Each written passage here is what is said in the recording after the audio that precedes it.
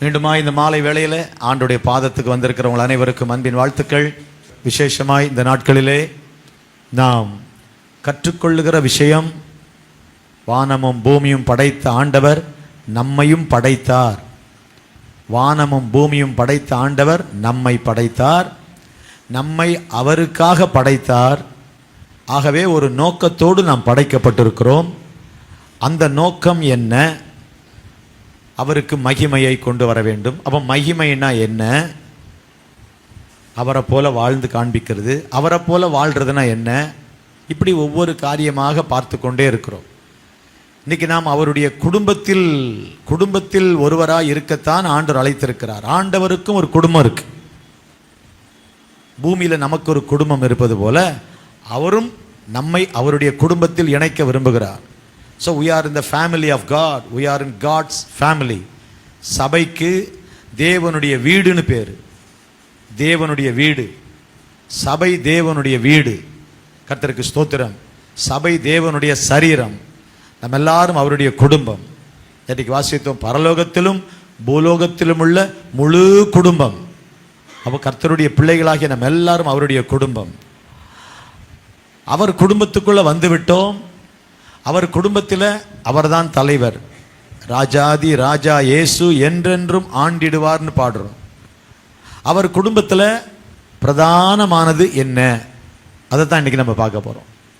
What is very important in the family of God? தேவனுடைய குடும்பத்தில் முக்கியமான விஷயம் என்ன? தேவனுடைய குடும்பத்தில் குடும்ப தலைவராகிய ஆண்டவர் நம்மிடத்தில் என்ன எதிர்பார்க்கிறார்? தேவனுடைய குடும்பத்துக்கு வந்தவுடன் ஆண்டவர் நம்மிடத்தில் எதிர்பார்ப்பது என்ன? ஆண்டவருக்கு ஸ்தோத்திரம். 2 காரியங்கள் தான். ஒன்று அவரை நேசிப்பது, 2வது அவருடைய பிள்ளைகளாகிய மற்றவர்களை நேசிப்பது. இந்த 2க்கும் தான் அவர் நாம் பழக வேண்டும் என்று விரும்புகிறார். ஆண்டவருக்கு ஸ்தோத்திரம். தேவனுடைய குடும்பத்தில் சேருவது எப்படின்னு நேற்றைக்கு பார்த்தோம்.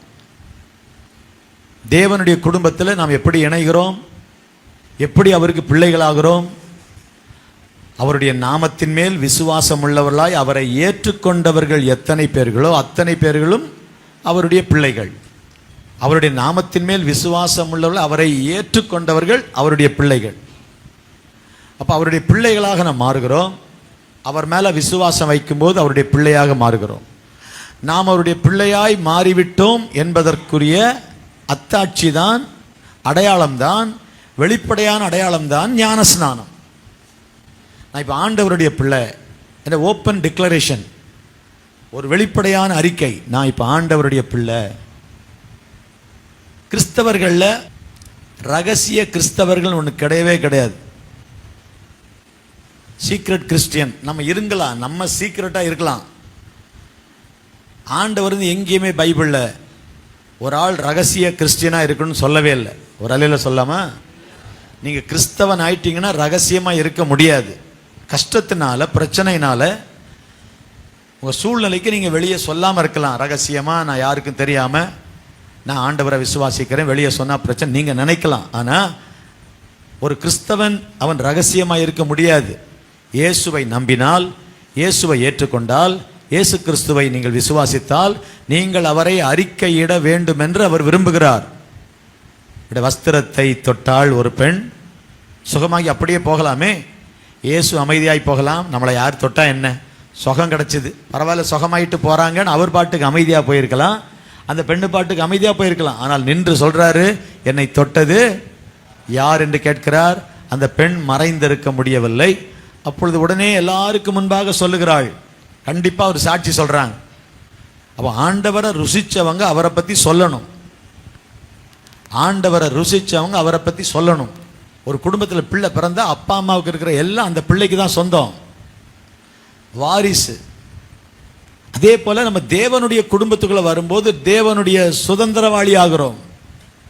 நாம் பிள்ளைகளானால் சுதந்திரருமாமே. நம்ம பிள்ளைங்கன்னா சுதந்திரம் என்ன?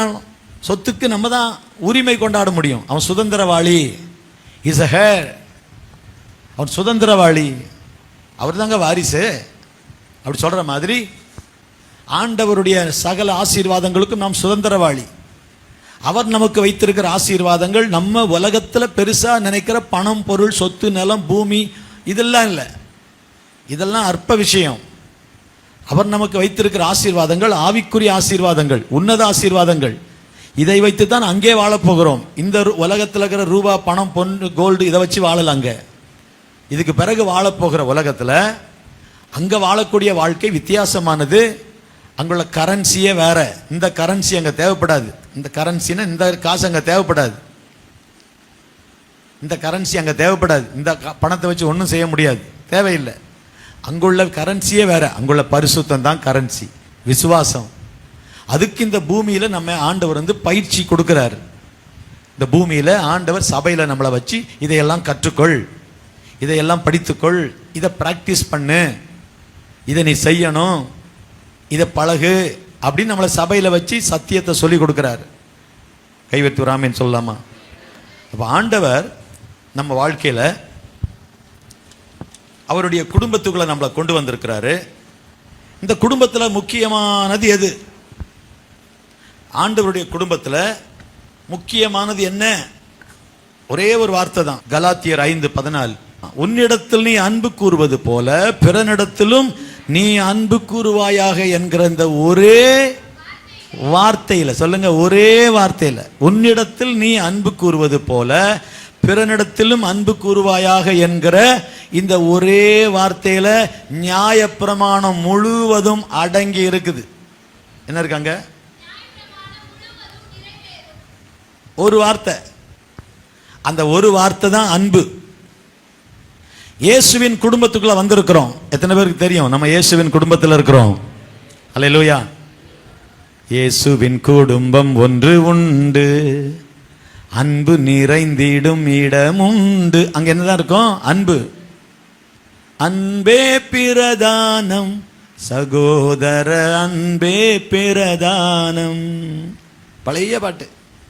அன்புதான் பிரதானம். அன்புக்காக ஒரு அதிகாரத்தை ஆண்டவர் எழுதி வச்சிருக்கிறார். 1 கொரிந்தியர் 13ஆம் அதிகாரம். விசுவாசத்துக்காக ஒரு அதிகாரம் வச்சிருக்கிறார். எபிரேயர் 11ஆம் அதிகாரம். வேத வசனங்கள் எவ்வளவு மேன்மையானதுன்னு ஒரு அதிகாரம் வச்சிருக்கிறாரு. 19:119 வசனம் எவ்வளவு மேன்மையானது என்பதை கண்டுகொள்ள. 19:119. லேவியராகமம் 23ஆம் அதிகாரம் படிச்சிங்கன்னா 7 பண்டிகைகள். யாத்திராகமம் 20ஆம் அதிகாரம் படிச்சிங்கன்னா 10 கட்டளைகள். உபாகமம் 5ஆம் அதிகாரம் படிச்சிங்கன்னா மீண்டும் அந்த 10 கட்டளைகள் சொல்லப்பட்டிருக்கிறது. ஒவ்வொன்றுக்கும் ஒரு அதிகாரத்தை ஆண்டவர் வைத்திருக்கிறார். விசுவாசத்துக்கு, அன்புக்கு. அப்போ 1 கொரிந்தியர் 13ஆம் அதிகாரத்தில் ஒரு குணசாலியான ஸ்திரீக்கு ஒரு அதிகாரம் வச்சிருக்கிறார். நீதிமொழிகள் 31ஆம் அதிகாரம். நீதிமொழிகள் 31 10-31 வரைக்கும் 22 வசனங்கள். 22 வசனங்கள் ஒவ்வொரு காரியத்துக்கும். இங்க 1 கொரிந்தியர் 13ஆம் அதிகாரத்தில் அன்புக்குன்னே ஒரு அதிகாரம். வசனம் சொல்லுது, அன்பே பிரதானம். இப்பொழுதும் விசுவாசம், அன்பு, நம்பிக்கை, அன்பு. விசுவாசம், நம்பிக்கை, அன்பு, இந்த மூன்றும் நிலைத்திருக்கிறது. இவைகளில் அன்பே பெரியதுன்னு முடியுது. 1 கொரிந்தியர் 13ஆம் அதிகாரம் கடைசி வசனம் இல்லையா? இப்பொழுதும் விசுவாசம், நம்பிக்கை, அன்பு, இந்த மூன்றும் நிலைத்திருக்கிறது. இவைகளில் அன்பே பெரியதுன்னு போட்டிருக்கு. தேவனுடைய குடும்பத்தில் இருக்க வேண்டியது அல்லது இருப்பது அன்பு. அன்பு கூற பழக வேண்டும். முதலாவது தேவனிடத்தில் அன்பு கூற பழக வேண்டும். 10 கட்டளைகள். எத்தனை பேருக்கு தெரியும்? 10 கட்டளைகள், 10 கற்பனைகள். ஆண்கள் பக்கம் சொல்லுங்க பார்க்கலாம், சகோதரர்கள் பக்கம். முதல் கற்பனை என்னது? முதல் கற்பனை, என்னை அன்றி உனக்கு வேறு தேவர்கள் உண்டாயிருக்க வேண்டாம். இந்த பக்கம் ரெண்டாவது, விக்கிரக ஆராதனை செய்யாது. அதான் நோ ஐடல் வர்ஷிப். ஒன்று அவர் தான் தெய்வம். ரெண்டாவது விக்கிரக ஆராதனை செய்யாத. மூணாவது ஓய்வு நாளை பரிசுத்தமாய் ஆசரிக்க நினைப்பாயாக. நாலாவது உன் தேவனாய கர்த்தருடைய நாமத்தை வீணில் வழங்காதிருப்பாயாக. அஞ்சாவது உன் தகப்பனின் தாயையும். அதுக்கு பிறகு வர்றதெல்லாம் மனிதனுக்கு செய்ய வேண்டியவைகள். 10 கற்பனைகளில் 10 கட்டளைகளில் முதல் 4ம் தேவனுக்கு நாம் செய்ய வேண்டிய கடமைகள்.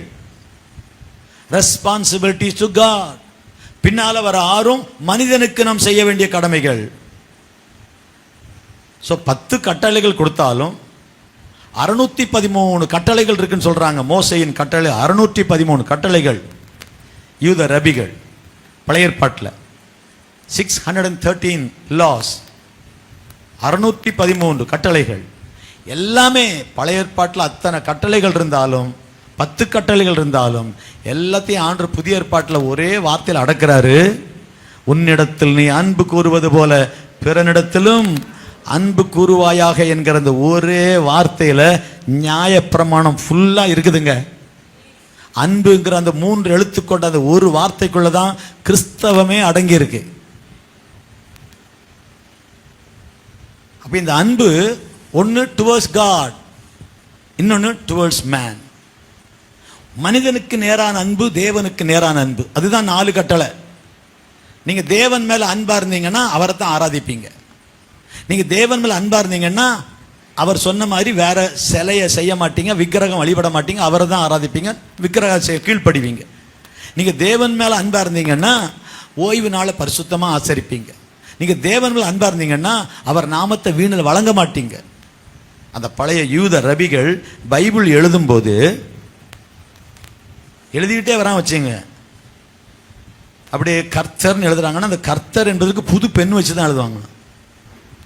எழுதிட்டு வராங்க இல்ல, ஜீவனுள்ள நாளெல்லாம் நன்மை இணைத்தோட நான் கர்த்தர், நான் வரைக்கும் எழுதிட்டு இருப்பாங்க. கர்த்தருடைய வந்தவுடனே இன்னொரு பேனா எடுத்து எழுதுவாங்களாம். அந்த அந்த மாதிரி கர்த்தருங்கிற வார்த்தைக்கே அவ்வளவு மதிப்பு கொடுப்பாங்க. ஜீவனுள்ள நாளெல்லாம் நன்மை இணைத்தோடரும் நான் வருதா, கர்த்தருடையன்னு வருது பாருங்க. அந்த கர்த்தருங்கிற பேர் வந்துட்டுன்னா உடனே ஒரு புது பேனா எடுத்து எழுதுவாங்க. அந்த மாதிரி சாதாரண பேனாவிலே எழுத மாட்டாங்களா. வேதாகமத்தை கைப்பட எழுதும்போது அவ்வளோ ஈஸியாக சொல்ல மாட்டாங்க. நம்ம தமாஷா பேசுகிறோம், கர்த்தர் ஆண்டவர் இல்லை, எவ்வளவு கேஷுவலாக பேசுகிறோம். யூதர்கள்ட்ட அப்படி பார்க்க முடியாது. உன் தேவனாகிய கர்த்தருடைய நாமத்தை வீணிலே வழங்காதிருப்பாயாக. அப்போ 4 காரியம் ஆண்டவருக்கு செய்வாயாக, செய்யாதிருப்பாயாக. அவரை அன்றி வேறு தேவர்களை வணங்காதிருப்பாயாக, விக்கிரக ஆராதனை செய்யாதிருப்பாயாக, அவர் நாமத்தை வீணிலே வழங்காதிருப்பாயாக, ஓய்வு நாளை பரிசுத்தமாய் அவருக்காக. அந்த நாள் அவருடையது, அந்த நாள் அவருடையது, அவருடைய காரியத்தை செய். பைபிள் படிக்கிறதுல அங்கங்கே விளக்கங்கள் எல்லாம் சொல்கிறோம். பைபிளை படித்து நல்லா உட்காந்து வசனங்களை கேட்குறது எவ்வளோ ஆசீர்வாதம் தெரியுமா. ஆண்டவர் பாதத்தில் உட்காடுறோம், நமக்கு பரம திருப்தி. அப்படியே சபையில் போய் விழுந்து கிடப்பேன், நல்லா இருக்கு. உடனே எல்லாம் அப்படி இப்படியெல்லாம் சரியாயிடும், உடனே ஆண்டவர் மேலே அதுக்காக இல்லை, இம்மைக்காக மட்டும் நம்ம கிறிஸ்து மேலே நம்பிக்கை வைக்கல. இன்னும் நான் அவரை அறியணும், இன்னும் தெரிஞ்சுக்கணும், என்னை குறித்து அவருடைய சித்தம் என்ன, அதை நான் எப்படி நிறைவேற்றுவது. கொஞ்ச நேரம் முதியோர் கல்வி நடத்தணும், அல்லையில சொல்லாமல் ஒரே முதியோர் கல்வி தான். யாருக்கெல்லாம் ஒன்றும் வழங்காதோ எல்லாருக்கும் அந்த வசனத்தை சொல்லி, சங்கீதம் 144:1, அவர் என் கைகளை போருக்கும் என் விரல்களை யுத்தத்துக்கும் படிப்பிக்கிற என் கண்மலையாய கர்த்தருக்கு ஸ்தோத்திரங்கிற அந்த வசனத்தை சொல்லி கொடுத்து ஒரு 10 பேரை கூப்பிட்டு மைக்கை கொடுத்து முன்னால் வந்து சொல்லுங்கன்னு சொல்ல வச்சா எல்லாரும் சொன்னாங்க. நிறைய பேர் ஒரு வசனமாவது படித்து மனசுக்குள்ளே போகணும் என்பதற்காக ஒன்றும் புரியாத பாட்டிமாரு அப்படியே உட்காந்து கேட்குறாங்களே, அவங்களுக்கு என்ன தான் புரியுது பார்க்கலான்னு சொல்லி முன்னால் கூப்பிட்டு சொல்ல வச்சு 5 முறை 6 முறை 7 முறை 8 முறை அது பிறகு கொஞ்சம் வந்துடுது. யாருக்காவது ஒருத்தருக்கு பிரயோஜனமாக இருக்கும், யாராவது ஒருத்தர் இந்த வசனத்தை ஞாபகம் வச்சுக்க வாங்கன்ட்டு. ஸோ வாசிக்கும்போது நெகேமியா சிலர்லாம் பிடிச்ச திட்டுறாரு, அடிக்கிறாரு. ஏன்டா உள்ளே வந்தீங்க, ஓய்வு நாளில் இங்கே வரக்கூடாது. கட்டடத்தை கட்டிட்டாங்க. செருபாபேல் காலத்தில் எஸ்ரா வந்து அவர் போதனை பண்ணார். ஆனால் அதுக்கு பிறகு நெகேமியா வந்து பார்க்குறாரு, பார்த்தா ஜனங்களுக்குள்ள ஒரு பரிசுத்தமே இல்லை. இந்த யூதர்கள் மற்ற மார்க்கத்தில் உள்ள பெண்களை அல்லது மற்றவங்களை திருமணம் பண்ணி அந்த பாஷையை நல்லா பேசுகிறான், யூத பாஷை தெரியல. எவ்வளோ வருத்தமான விஷயமா இருக்குன்ட்டு பிடிச்சி என்ன நடக்குதுங்க, எவ்வளோ பரிசுத்தமாக வாழணும், எவ்வளோ ஒழுக்கமாக வாழணும், எவ்வளவு நம்ம ஜாக்கிரதையாக வாழணும், அப்படிலாம் ஒழுங்கீனமாக இருக்கீங்களே. என்னெல்லாம் படித்தாங்களோ, நியாயப்பிரமாணத்தை படிக்க அப்படி எழுதியிருக்கிறதை கண்டார்கள், படித்தாங்க, அதனோட உடனே செய்ய ஆரம்பித்தாங்க. அப்போ ஓய்வு நாளில் அந்த வாசல்கிட்டே வந்து உட்காந்துருப்பானுங்க வியாபாரிங்க. கதவெல்லாம் பூட்டினாலும் வாசலுக்கிட்ட உட்காந்துருப்பாங்க ஆட்கள், இப்படி வியாபாரம் பண்ணுறது. பிறகு அவங்களையும் விரட்டினார் நெகேமியா. ஓய்வு நாளில் ஒன்றுமே பண்ணக்கூடாதுன்னு ஆண்டவர் சொல்லியிருக்கிறாரு. நீ உள்ள வர்றதும் பொருட்களை கொண்டு வரதும் வியாபாரம் பண்றதும் நீங்களும் ஜாக்கிரதையா இருங்க. கதவை பூட்டுன்ட்டாரு. கதவு பூட்டு வெளியே வந்து உட்காந்துங்க. திரும்பவும் போட்டார். தேவர், இனி நான் இந்த பக்கம் உன்னை பார்த்தேன்னா உன்னை விட மாட்டேன், தொலைச்சிருவேன். நெகேமியா எதுக்கு அந்த வைராக்கியத்தோட பேசினாருன்னா வசனம், ஓய்வு நாளை பரிசுத்தமாய் ஆசரிக்க நினைப்பாயாக. அப்போ முதல் 4 கட்டளைகளும் ஆண்டவருக்கு இதை செய்தனோ இதை செய்தனா இதை செய்தனா அப்படி நீங்க யோசிக்க வேண்டியதில்லை. அவர் மேல அன்பு வச்சிங்கன்னா அவருக்கு பிரியமா தான் நீங்க நடப்பீங்க. ஆமேன் கேட்கலாமா? அவர் என்ன எதிர்பார்க்கிறாரோ நீங்க செய்வீங்க. அப்போ தேவனை நேசிக்கணும், தேவனை நேசிக்கணும். அதுக்கு நம்ம பழகணும். உன் தேவனாகிய கர்த்தரிடத்தில் உன் முழு இருதயத்தோடும் உன் முழு ஆத்மாவோடும் உன் முழு பலத்தோடும் ஒரு முழு மனதோடும் என்ன செய்வாயாக?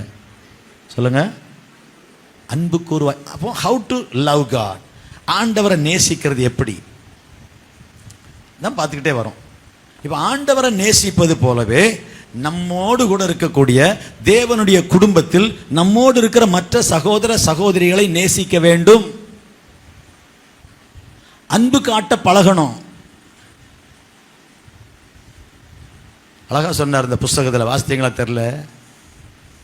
இந்த உலக ஓட்டத்தை முடித்து நம்ம பரலோகம் போகும்போது, நல்லா கவனிங்க, இந்த உலக ஓட்டத்தை முடித்து நம்ம பரலோகம் போகும்போது இந்த உலகத்தில் நம்ம செய்த சாதனைகள் ஒன்றையும் வைத்து கர்த்தர் கணக்கு பார்க்க போறதில்ல.